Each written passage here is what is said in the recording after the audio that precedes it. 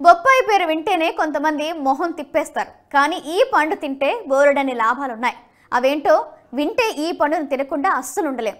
మీరు గమనించే ఉంటారు, బొప్పాయి కాండం మీదనో కాయ మీదనో ఘాటు పెడితే పాలు కారుతూ ఉంటాయి. నిజానికి బొప్పాయి మొక్క భాగాల్లోనన్నిట్లోనే ఉండే పైపిన్ అనే ఎంజైమ్నే దీనికి కారణం. బొప్పాయిలో పైపిన్ అనే ఎంజైమ్తో పాటు vitamin A, vitamin C, vitamin 9, fibre, potassium మంచి మొత్తంలో ఉంటాయి. అయితే వీటితో పాటు calcium, magnesium, B1, B3, B5, vitamin E, కే కూడా పుష్కలంగా లభిస్తాయి. అందుకే బొప్పాయి సుగుణాల నిధి అని అంటారు. బొప్పాయి తినడం వల్ల అనేక ఆరోగ్య ప్రయోజనాలు కూడా లభిస్తాయి.